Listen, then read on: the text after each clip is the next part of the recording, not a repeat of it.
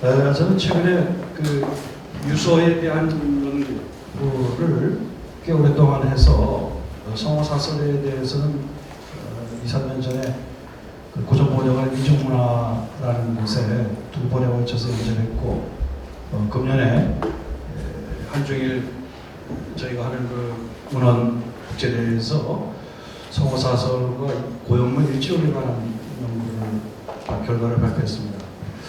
네, 이제부터 이제 본론으로 들어가야 되고, 이 과연 이 지식을 어떻게 재편했는가 하는 문제를 다루려고 했는데요.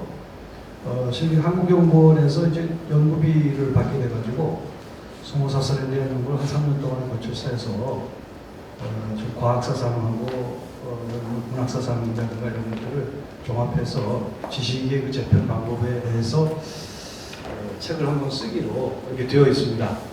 상당히 오랜 동안 고민을 했는데 그 일단만 필요하겠습니다. 아시다시피 성호는 그 곳곳에서 자기 자신을 그 천한 사람이라고 얘기를 하고 있어요. 천인이다. 이거 아마 조정의 정치에 관여하지 못하고 향천에 머무는 자다라는 뜻이 있는데, 그러면서도 내가 그 천인으로서 내가 처한 바에 거처에서 서로 한다.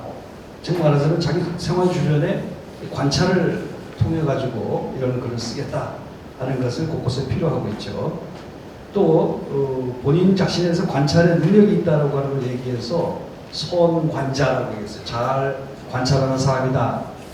따라서 이것을 종합한다면 성호사설에 나타난 생각은 천한 사람으로서 보기를 잘하는 자가 자기의 그 천한 위치에 근거해서 이 경험적인 관찰들을 거기다 적겠다 하는 그러한 내용이라고 볼 수가 있겠죠. 아시다시피 성호사설은 종래 유서로 많이 언급이 되었어요. 근데 제가 누차에 거쳐서 얘기했지만 우리나라의 유서라는 아주 넓은 의미의 유서일 뿐이고, 이 성호사설 유설이라고 유설. 맞아요. 소설입니다. 소설. 사설이라는 말의 사자가 이것은 일반 사전에 나오지 않는데, 일본 그 성호가 소설. 성호는 강의자전을 봤어요. 강의자전은 사라고 하는 게 자도소자의 뜻이에요. 근데 강의자전은 자도소가 없고 이 사라고 하는 뜻을 뭐라고 했냐면 아주 하찮다, 아주 비천하다 이런 뜻을 쓰고 있는데, 작다라는 뜻이 있어요. 이게 바로 우리나라에서 많이 본 음부근호 개통해서 이게 딴 거죠. 성호는 그 자서를 굉장히 그 사전을 열심히 보면서 자기 서를 구축하고 있기 때문에 이걸 필롤로지라고 말하는데, 어떤 면에서 보면 그 필롤로지의 그 방법을 잘 활용하는 그런 학자라고 볼 수가 있겠죠. 근데 유서라고 하는 것이 굉장히 그 부각된 이유는 중국에서 1700년대 그 달랑하고 백과사로서 프랑스의 백과사전에 비견하는 것으로서 전사로서 자꾸 유서라고 하는 걸 내세우려고 그러는데, 실제로는 뭐 이 일지록을 본받은 이런 많은 책들이라고 하는 것은 유서에 들어있지 않아요. 사부정서에서도. 그런데 그 유서라고 하는 걸 굉장히 넓게 잡아가지고 유서라고 하면 백과사전이고 문헌 정보를 굉장히 잘 집성한 것처럼 생각하는데 그렇지가 않아요. 그 유서라고 하는 건 문헌 정보를 그걸 제서라고 하는데, 제문 제서라고 해서 원문 그대로 따온 걸 얘기해요. 그리고 그 유서 속에 사실 많은 것들은 과거 시험용이거든요. 그래서 새로운 지식을 담는 그런 것이지 못하는데, 오히려 유설이라고 하는 뭐 이렇게 지봉 유설에서부터 유설이라는 말을 쓰고 여기 사설이라는 말을 쓰는 이런 것들은 하나의 차기식, 자기가 지적인 그런 그 고투한 내용들을 메모식으로 적어서 나중에 그 분류하는 방식을 택한 거예요. 처음부터 분류를 의식하고 하는 것이 아니다라고 하는 것이죠. 8페이지에 보면 성호사설은 특이하게도 다른 유서나 유설들이 없는 만물문이라고 하는 것을 떡하니 그 천지문과 인사문 사이에다가 집어넣었습니다. 우리가 보는 그 성호사설이라고 하는 건 두 종류가 있죠. 하나는 그 조카 이병유가 정리한 삼천항목의 것이 있고, 그 다음에 안종복이 정리한 천항목 정도의 유선이 있습니다. 이게 안종복이 마음대로 이 편차를 바꾸고 그 대항목과 중항목을 나누었는지 성호가 죽기 전에 어떤 지시에 의해서 한 것인지가 제가 아직 밝히지 못한 내용인데 실제로 성호 사설 유선에 보면은 성호 사설에 없는 아주 필사본 이병유본에 없는 그런 것들 또는 개천한 부분들 첨삭한 부분들 분류가 바뀐 것들이 이렇게 많습니다. 그래서 만물문을 생물과 동물과 식물분으로 나눠놨는데 38항목 정도밖에 남겨놓지 않았어요. 금수문과 총무가 나왔는데 31항목으로 나왔네요. 10페이지에 보면 만물편에. 근데 이 성호는 이 만물편에 동물, 식물, 말하자면 금수, 총무 이외에 여러 가지 생활에 자질구레한 생활 정보들, 개념들을 무체적인 것들을 거기다가 다 만물에다 집어넣기 때문에 항목은 풍부한데 실제로 생물을 다루는 것들은 꽤 많지가 않은 편이에요. 그렇지만 굉장히 중요한 문제들을 논의하고 있는데 아까 말씀드렸던 경험 관찰이라고 하는 걸 통해서 기존의 문헌식을 전부 다 재검하고 있다는 것이죠. 그 점이 우리가 주의해야 될 거라고 생각이 듭니다. 9페이지에 보시면 알겠지만 성호는 자기 그 사설, 이 잡다한 이런 문서문의 자료로 전기, 자집, 시가, 전문, 회해를 들고 있는데 뭐 회해는 그다지 많지 않지만 중요한 건 전문이 들어있어요. 전문. 그러니까 기존의 문헌만이 아니라 생활 지식을 담고 있는 것이죠. 전문이라고 하는 게 로컬 너리지라고 하는 것이 서구 철학에서 지금 굉장히 중요한 거거든요. 지식에 있어서 사실 동양 철학에서도 동양 생활 지식에 대한 연구가 거의 없어요. 풍수진이라든가 그 민간 천문 이와 같은 당대 통념들도 있고요. 이런 것들에 대해서 비과학적인 것도 있지만 그 당시에 그 원중들이 생각했던 통념들이 있고 과학의 그런 맹화 같은 것들이 있는데 이것이 시급히 연구돼야 되는데 바로 그런 풍부한 자료를 사용하고 있는 게 성호다라는 겁니다. 아까 말씀드린 것처럼 제가 생물이라고 했지만 우리나라에 생물 연구 기관이 있는데 한 3개월 전인가 뭐 자문을 그래서 가봤더니 전부 다 식물을 하고 있더라고요. 생물인데 동물은 안 하고 있어. 그러면서 그 사람들도 유서를 가지고서 뭐 식물 지식을 어떻게 전통 지식 뭔가 이걸 하겠다는 거예요. 원래 생물이라고 하는 동물 개념이 주가 되고 식물이 아니거든요. 뒤에 말씀드리겠지만 주자학적인 체계에서는 그 불교의 체계에서는 식물을 약간 저급한 거로 보고 있어요. 불교에서 더군다나 윤회를 하는 게 아니거든요. 동물은 윤회할 수가 있죠. 우리가 느티나면 될 수가 없어요. 죽은 다음에. 매미는 될 수 있고 바퀴벌레는 되더라도 안 되고 이게 유정과 무정의 부분인데 이게 그러한 그 부분들의 의식을 생각을 한다면 전통적인 지식을 한다면 이 동물에 대해서 어떻게 반응가 하는 것들을 연구해야 되는데 국가기관에서는 연구를 안 하고 있다 하는 생각을 제가 들었습니다.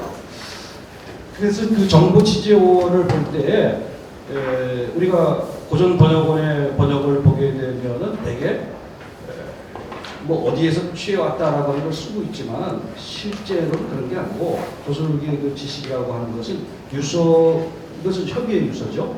그 다음에 총서와 같은 것에 들어있는 책들을 많이 따오는 겁니다. 더군다나 아시다시피 이하진에 의해서 부친에 의해서 연결이 들어갔다 교육할 때 청나라 그 황제가 준 그런 은상이죠. 그 은을 가지고 서적을 구입했다고 하는데 그 당시 굉장히 총서가 발달되어가지고 이런 그 총서들을 많이 이용을 하면서 자신의 지식을 구축을 하고 있는 거죠. 그런데 이것이 경험 지식하고는 충돌한다. 제일 심각했던 건 뭐냐면 성호는 30년 동안 꿀벌을 길렀는데 꿀벌의 상황에 대해서 보니까 이 도서와 이런 거하고 전혀 맞지 않는다. 근데 자기 나름대로 그걸 어떻게 구축하냐 하는 고민이 있었다는 겁니다.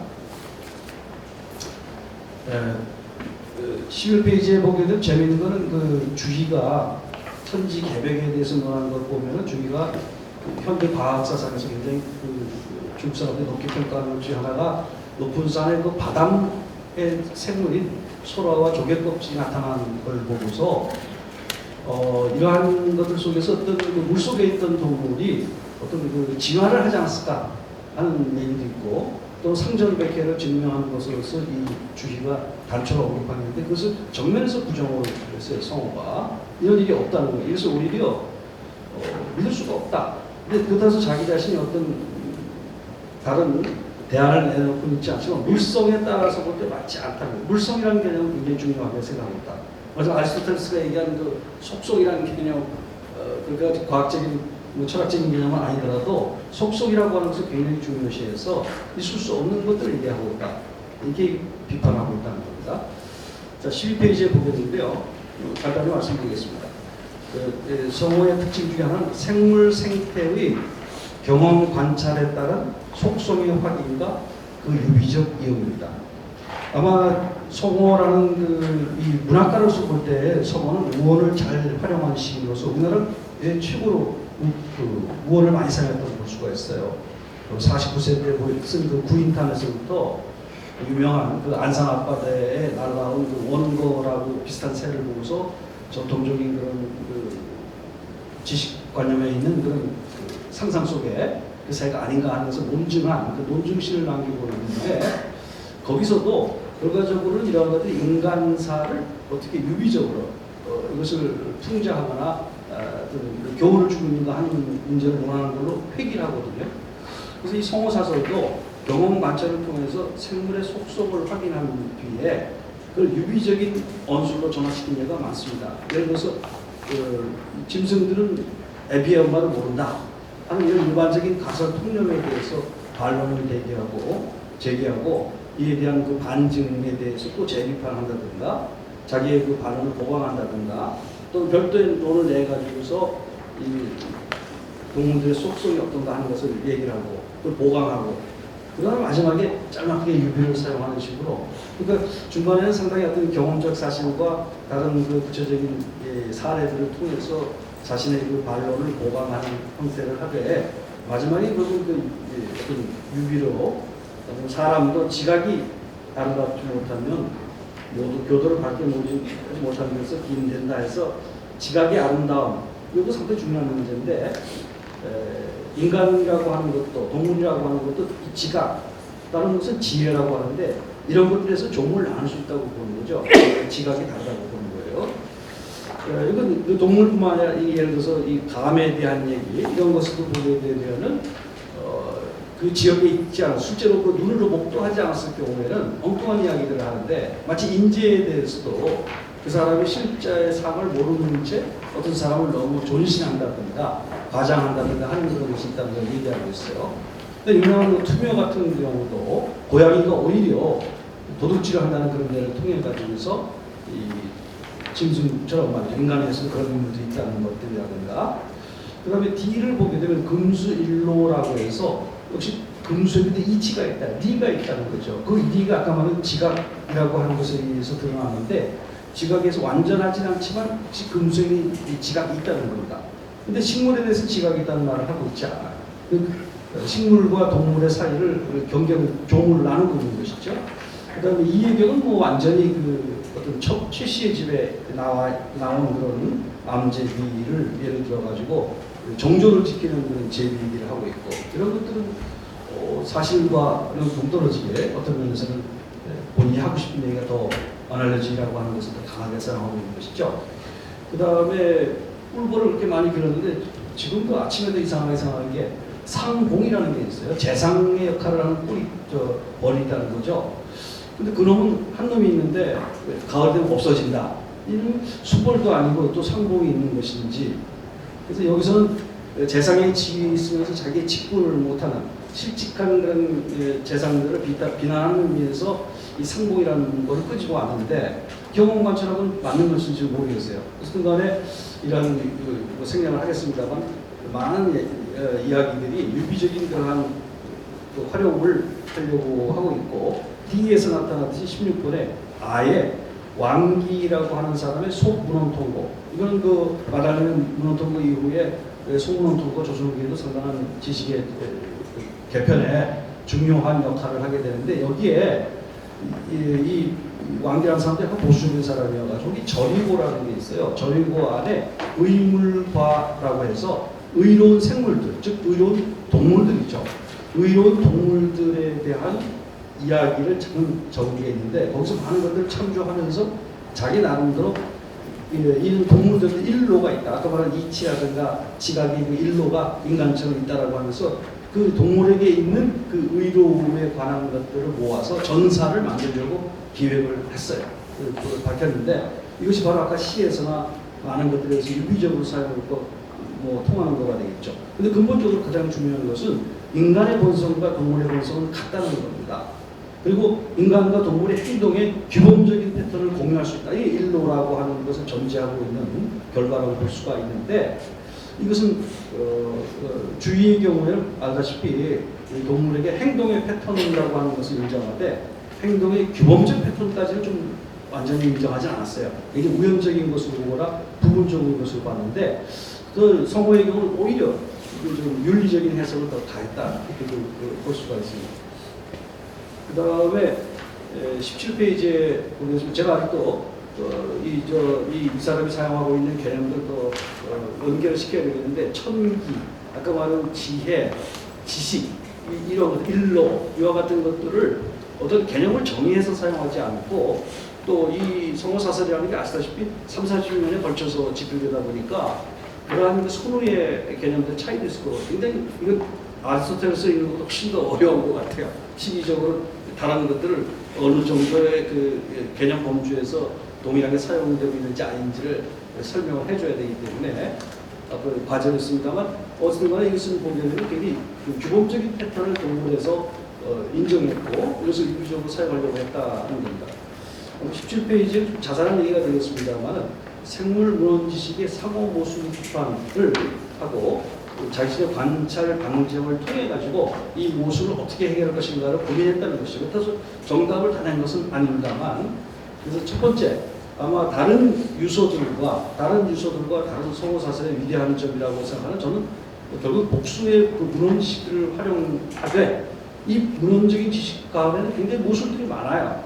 이게 성호사설을 보면서 제가 깜짝 놀랐는데 이와 같은 그 상호 모순들 어떻게 보면 용어가 말하자면 명칭이 잘못된 것들도 있고 속성에 대한 설명이 잘못된 것도 있고 형태에 대한 것이 잘못된 것도 있고 기능에 대한 것도 잘못이 있는데 이런 것들에 대해서 보면은 문헌들 사이에 굉장히 모순이 있다. 이것을 좀 더 지적하고 있다는 것이죠. 그래서 단순하게 문헌을 갖다 따서 어떤 권위적인 언설에 기대가지고 하는 것이 아니라 문헌을 상호대조를 했다 하는 겁니다.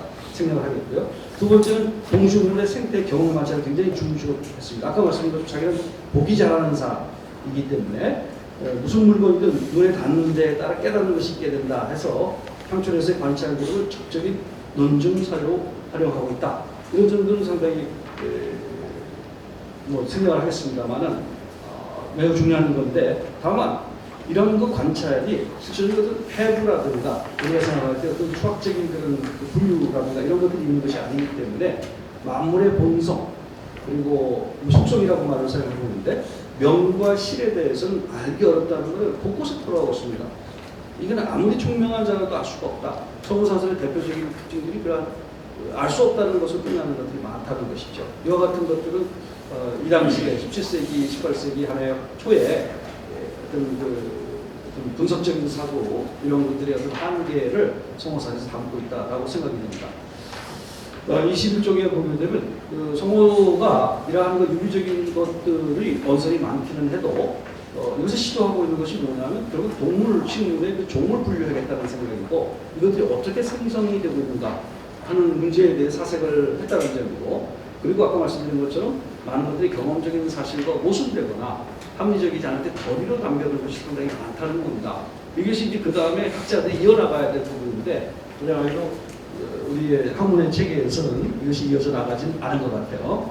우선 동식물의 종분인데요. 간단히 말씀드리면 이것을 금이라고 하는 걸 뭘로 볼까 하는 것은 금수어의 3부문에 대해서 많은 문헌들이 서로 다르거든요. 맹자, 전국책이라든가 이런 것들이 이런 주역에서도 그렇고 이러한 것들에 대해서 이걸 어떻게 볼 것인가 자기나름도 결론을 내리게 되고 22쪽에는 제일 중요한 금수 부지부에서 금수 오륜 이런 두 가지 항목에서 동물에게 윤리적인 감각이 있다고 보는 겁니다.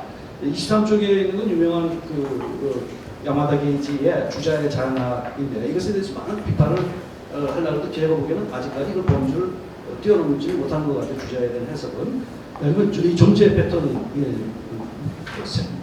물이죠. 물에 대한 패턴이고, B가 이제 작용의 패턴인데, 이게 무생물 식물들이 이제 B까지가 되겠고, C가 이제 행동의 패턴인데, 야마다 게이지는 보기에는 행동의 규범적 패턴에 대해서는 인정하지 않았다, 이렇게 너무 그렇게 봤어요. 근데 제가 보기에는 약간 이 주자 어디에서 보게 되면 이 주자는 두 가지로 약간의 규범적인 패턴도 있지만 불완전한 형태다. 그다음에 성우는 그것을 더 완전한 형태로 좀 보았는데, 이런 규범적인 패턴이 있다는 것을 주자가 앞에서 얘기하고 뒤에서 얘기하는 모순이 있어요. 그래서 식물, 동물, 인간의 종개념에 대해서 주인은 상당히 이것을 고민을 하되, 이 인간의 니라고 하는 공통성을 더욱 생물에까지 확장시키고 있는 것이 주자의 특징이 아닌가 이런 생각, 성우의 특징이 아닌가 이런 생각을 합니다.